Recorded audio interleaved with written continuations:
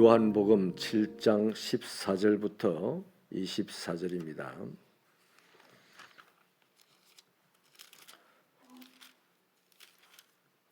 요한복음 7장 14절부터 24절 말씀을 한 절씩 교독하겠습니다. 이미 명절의 중간에 되어 예수께서 성전에 올라가사 가르치시니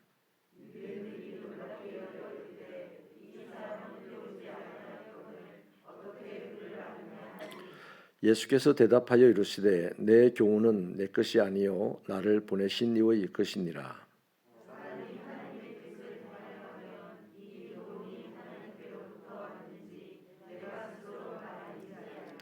스스로 말하는 자는 자기 영광만 구하되 보내신 이의 영광을 구하는 자는 참되니 그 속에 불의가 없느니라.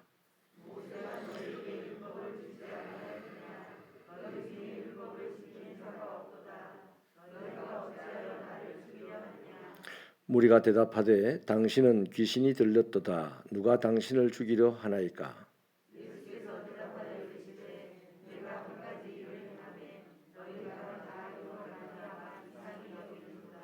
모세가 너희에게 할례를 행하였으니 그러나 할례는 모세에게서 난 것이 아니요 조상들에게서 난 것이라.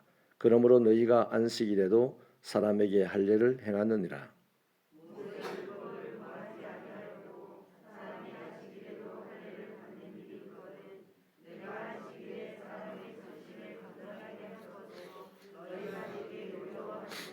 같이 읽습니다. 외모로 판단하지 말고 공의롭게 판단하라 하시니라. 아멘.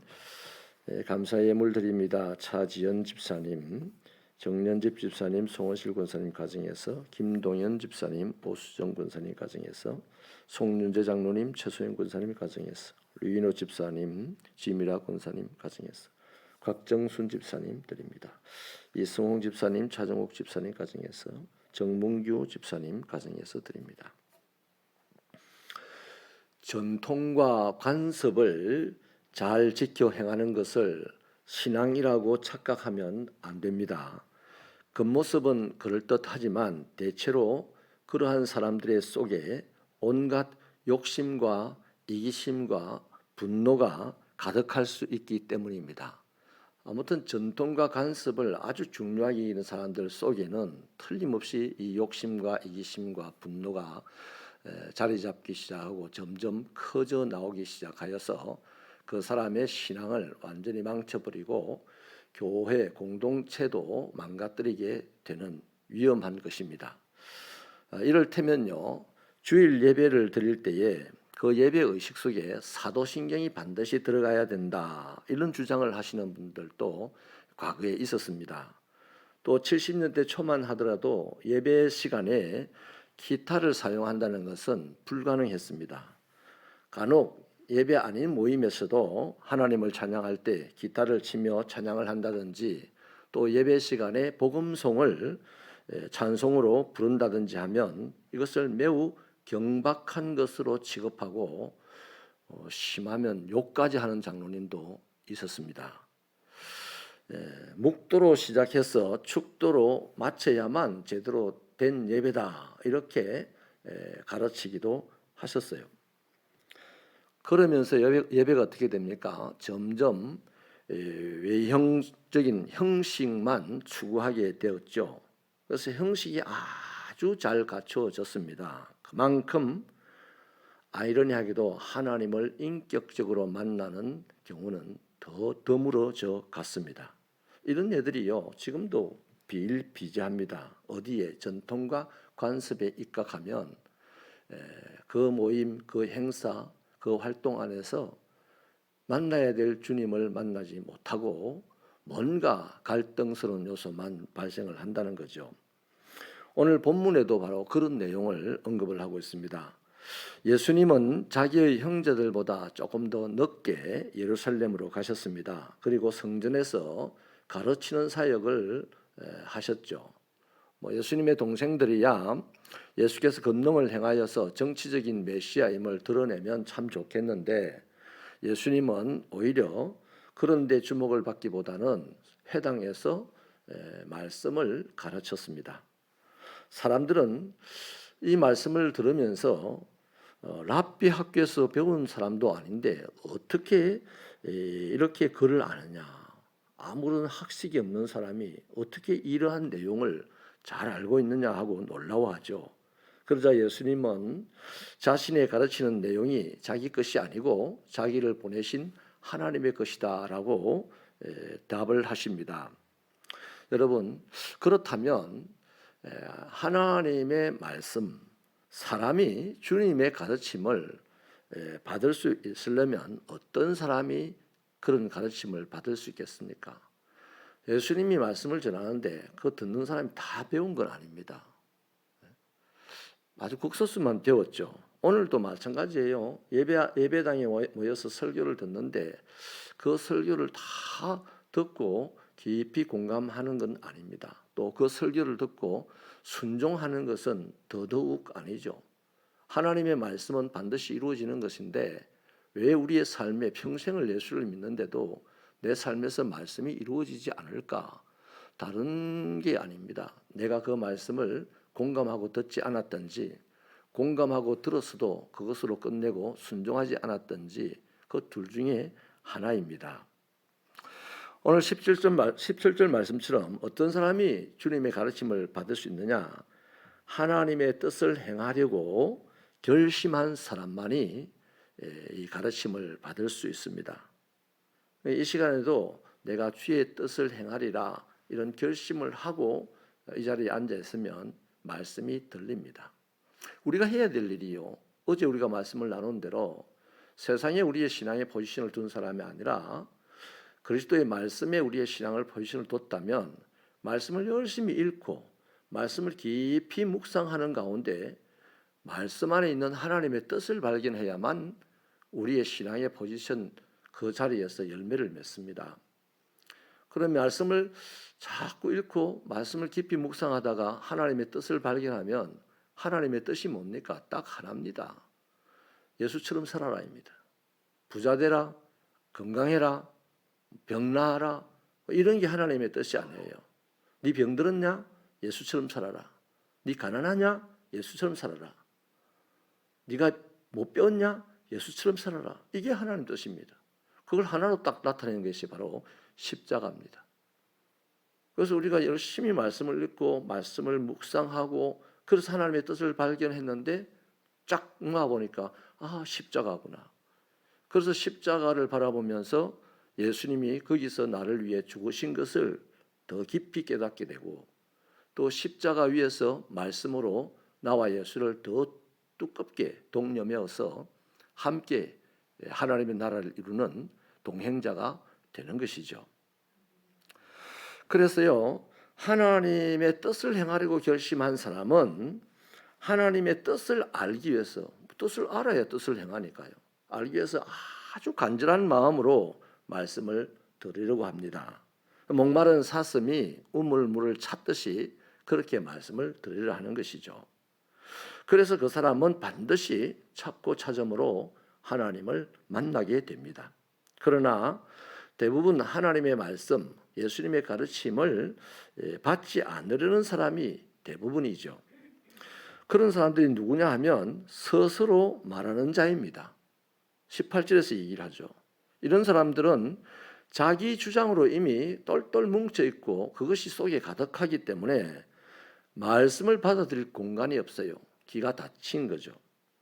또 말로는 자신이 하나님의 말씀을 가르친다고 하는데 실제로는 자기의 생각과 주장을 하나님의 말씀으로 포장해서 말하는 것에 불과하다는 것이죠. 자기 주장을 위해서 성경 말씀을 이용하는 사람에 불과하다는 것입니다. 그래서 주님의 말씀을 받아들이지 않습니다. 주님의 말씀을 받아들이면 나는 없어져요. 주님만 나타납니다. 어디서? 내 살아가는 삶의 자리였어요. 그런데 내 주장과 내 뜻이, 내 생각이 강한 사람은 삶의 자리에서 내가 자꾸 나타나야 되죠. 주님이 나타나면 안 되거든요. 그래서 주님의 말씀을 듣는 자리에서도 그 말씀에 공감하지 못하고 그 말씀을 외면해버리는 것입니다. 예수님 당시에 바리새인들이 바로 이런 사람들이었습니다. 바리새인들 아주 능통했습니다. 자기의 뜻과 자기의 생각, 자기 주장을 굽히지 않고 그것을 펼치기 위해서 구약 시대부터 내려온 하나님의 말씀들을 졸졸 외워서 사용하던 사람들이었습니다. 그래서 주님은 이런 사람들에게 너희가 모세에게 율법을 받고도 너희 중에 율법을 지키는 자가 없고 오히려 지금 하나님의 말씀을 가르치는 나를 죽이려 하는구나, 이렇게 책망을 하죠. 그러자 사람들이 뭐랍니까? 당신은 귀신이 들렸다, 뭐 다르게 말하면 네가 미쳤구나, 이렇게 분노하는 거죠. 이런 것들에게 예수님이 너희들이 왜 잘못됐는지를 할례를 예를 들어 설명했습니다. 율법에 할례를 행하라고 했다고 하여 안식일에도 할례를 행했다는 거죠, 그분들은. 그런데 안식일에 몸을 고쳐줬다, 아픈 사람의 몸을 고쳐줬다는 그 문제는 잘못으로 지적을 하고 있다는 겁니다. 자신들은 율법을 지킨다고 율법의 할례를 행해야 된다 했으니 안식일에 막 율법을 지킨다면서 할례 행하는 이 작업과 수고를 했단 말이죠. 그런데 예수님은 이 안식일에 전신을 못 쓰는 이 환자를 말 한마디로 치료해 준 그것도 안식일에 일을 했다고 지금 이 사람들이 책을 잡았다는 겁니다. 무슨 얘기냐면 베데스다 연못에서 38년 된 이 환자를 예수님이 치료해 준 그 사건을 지금 언급하는 것입니다. 이 사람들은 자기들이 만들어 놓은 틀에서 행하라고 하면서 정작 하나님께서 모세를 통해 주신 율법의 정신은 잃어버린 사람들입니다. 열심히 하나님을 섬기다가 하나님을 잃어버린 사람들이 됐다는 거죠. 열심히 서울을 향해 걸어가다가 목적지를 잃어버린 거예요. 그 도착해가지고 저 광주에 도착해놓고 야 서울 왔다 이러는 그것과 똑같은 사람들이라는 거죠. 그래서 주님은 이런 자들에게 외모로 판단하지 말고 공의롭게 판단해라, 이렇게 말씀을 하셨습니다. 여러분, 전통과 관습은 무조건 나쁜 것은 아닙니다.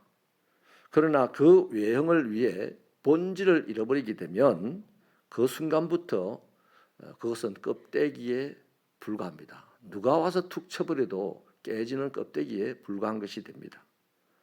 아무리 예배 의식의 순서와 전통을 준수하고 살아간다 할지라도 하나님의 임재를 경험하지 못한다, 하나님과 인격적인 관계, 만남을 하지 못한다면 그 전통과 그 관습, 그 의식은 아무 쓸모가 없습니다. 우리가 1년 내에 365일 예배당을 출입하면서 하나님을 예배드린다 할지라도 자신이 하나님을 만나지 못하고 자신이 인격으로 하나님의 인격을 보지 못한다면 그 사람의 교회 출입은 그냥 다리 아픈 일에 불과합니다.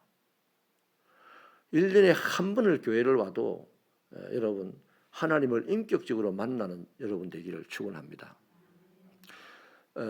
우리가 예배를 그동안에 수없이 많이 들었습니다. 이 코로나로 말미암아 예배들이 많이 이제 사라졌어요. 나는 그 속에서 하나님의 음성을 내가 개인적으로 목회자로 듣는 건요, 너희들 예배를 새벽에도 드리고 수요일도 드리고 금요일도 드리고 주일도 드리고 주일 오후에도 드리고 막 기도 예배, 찬양 예배, 능력 예배, 온갖 이름으로 예배를 드리는데 진짜 내 만났냐? 가장 하나님을 만나기 좋은 곳이라고 하는 그 예배의 장소에서 진짜 나 만났냐? 예, 만났죠. 만났는데 왜 기쁨이 없냐? 예, 만났는데 세상 살아가는데 용기가 없냐? 만났는데 니보다 잘 산 사람 앞에서 왜 기가 죽냐? 만났는데 니보다 많이 배운 사람 앞에서 그 사람 시기하고 질투하냐? 너는 나를 못 만났다 이 말입니다. 한 번을 예배를 드려도 나를 만나면 일주일은 거뜬히 살아야 되지 않냐? 그래서 제가 원스톱 서비스라는 이름으로 지금 꾸준히 여러분들을 지도하는데도 아직도 우리의 의식은 예배를 어떻게 줄입니까? 예배가 많고 적고가 문제가 아닙니다. 예배가 아주 형식이 아름답고 화려하고 프로그램이 좋고 안 좋고가 문제가 아닙니다. 예배라는 이름으로 모였을 때 하나님을 만났느냐, 하나님을 경험했느냐, 하나님을 깨달았냐, 못 깨달았냐, 이것이 중요한 거다 이 말이죠. 인정하시면 아멘.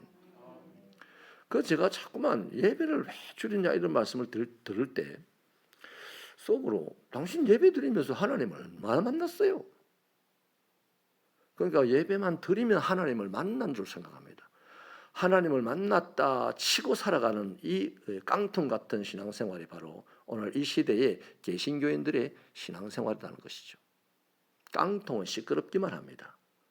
속이 차 있으면요, 그 깡통 차는 사람을 아프게 하고 아프지만 먹을 것이 있게 하는 것이 속에 찬 거 아닙니까? 그래서 여러분, 전통과 간섭이 절대 나쁜 것은 아니에요. 뭔가 모양을 갖추기 위해서는 필요한데 그것을 위해서 본질을 잃어버리는 순간 그 모임이나 그 단체나 그 신앙은 그냥 껍데기에 불과하다는 것을 잊지 마시기를 바랍니다. 아무리 예배의식이 중요해도요, 하나님과의 인격적인 만남이 더 중요합니다. 교회의 직분을 교회의 법과 규약에 맞추어서 아무리 열심히 잘 수행한다 해도 하나님을 만나서 하나님의 말씀과 하나님의 사랑과 하나님의 섬김을 잃어버린다면 아무리 내가 열심히 목사직을 감당해도 하나님의 말씀을 잃어버리고 하나님의 섬김과 봉사의 정신을 잃어버리면 그 목회는 그냥 깡통 목회에 불과하다는 것입니다. 사람들이 볼 때는 화려할 수 있어요. 그러나 하나님이 볼 때는 아무것도 아니라서 어느 날 어떤 누구 한 사람이 툭 쳐버려도 그건 무너질 수밖에 없는 거란 겁니다. 그래서 말씀을 이제 정리하는데요, 교회의 전통과 관습은 매우 중요합니다. 그러나 이것을 교회의 본질보다 더 중요하게 여기기 시작하면 껍데기만 남는, 그래서 종교로 전락한다는 겁니다. 옛날에 우리 정부에서 나온 인사들도요, 기독교를 교회 이렇게 표현을 했습니다. 그런데 요즘은 교회라고 표현하는 데 없어요. 다 종교. 불교나 기독교나 똑같다 그럽니다. 옛날에는 불교와 기독교 차원이 다른 줄 다 알았어요. 그런데 지금은 불교와 기독교 차원이 똑같다라고 생각하고 어찌 보면 불교를 더 우위에 두고 있습니다. 우리가 다시 한번 영적 지위를 회복할 수 있는 신앙으로 거듭나야 될 때임을 밝히는 것이죠. 본질이 살아있으면 외형은 그 때를 따라서 자꾸 바꿀 수 있습니다. 본질이 있으면 1900년 때는 1900년대의 삶의 모습으로 하나님을 예배드리는 것이고 2010년대에는 2010년대의 모습으로 하나님을 예배드리는 겁니다. 그런데 본질이 사라지면 2010년대인데도 1900년대의 예배를 드리는 거예요. 그래서 온대라는 소리를 듣고 그 온대라는 소리를 지금 우리 한국 사회에서 제일 많이 듣는 곳이 바로 개신교 집단입니다. 라떼라는 소리를 제일 많이 하는 곳이 우리들이라 말이죠. 이것이 다 거듭나고 성장하기를 바랍니다. 껍데기를 벗어야 다시 새로운 모양이 만들어집니다. 근데 본질이 없으면 껍데기를 벗으면 어디 됩니까? 사라져 버리거든요. 그래서 본질이 더 훨씬 중요하다는 것을 잊지 마시고 신앙생활하게 될 줄 믿습니다. 안 그러면요, 정말 우리는 허울 좋은 모습일 수밖에 없고 교회다운 모습은 전혀 세상에 보여줄 수 없는 거예요. 차라리 오늘 저는 우리 교회가 참 지은 지 오래돼 가지고 늘 고민을 많이 했습니다만은 솔직히 제 마음에는 결심이 섰습니다. 교회가 초라하고 투박할수록 본질만 살아있으면 그거야말로 하나님께 영광이 되고 그거야말로 세상에 두려운 영적 힘을 공급하는 보여주는 것이 될 수 있다라는 이런 식으로 제가 결심을 내렸는데요. 아브라함 보고도 하나님이 제단을 쌓을 때 이것저것 다 깎아서 돌 깎아서 만들어 안 했습니다. 그냥 돌멩이 주워가지고 제단 쌓으라 그랬어요. 저와 여러분이 외형과 전통과 관습에 올인하지 아니하고 본질에 올인하여서 그 시대마다 상황마다 환경마다 그 본질을 잃지 않고 거기에 맞는 외형을 갖춰가는 새벽교회 성도들의 신앙이 되기를 바랍니다. 껍데기인지 알곡인지, 껍데기 교회인지 알곡 교회인지, 껍데기 신앙인지 알곡 신앙인지 오늘 아침에 우리가 하나님 앞에서 돌아볼 수 있기를 바랍니다. 하나님 아버지 감사합니다. 이 아침에도 하나님을 믿고 섬기는 우리들에게 열심히 하나님을 믿고 섬기다가 정작 하나님을 놓치고 잃어버리고 살아가지는 않는지를 돌아봅니다. 아버지 하나님, 우리가 세운 전통과 간섭 때문에 하나님이 세운 말씀을 놓쳐버리는 것은 아닌지 돌아보기를 소원합니다. 주여, 우리 이 세상살이 세상 사람들과 달리 하나님의 자녀로 살아야 되도록 운명이 지어졌사오니 주님 말씀 안에서 예수님을 묵상하고 그 안에서 주님의 십자가를 보고 십자가에서 주님과 내가 하나로 묵혀서 오늘 하루를 생활해 나가는 능력 있는 하나님의 아들들이 되게 하여 주옵소서. 우리를 얽어매고 우리의 삶을 방해하고 천국 가는 길을 훼손시키려고 하는 이 세상의 모든 것들을 아버지 하나님이 결박하여 주시고 우리가 그 속을 헤치고 나아가 주님을 더욱 굳게 붙잡고 주님과 승리하는 삶을 살아가게 하여 주옵소서. 예수님의 이름으로 기도하옵나이다.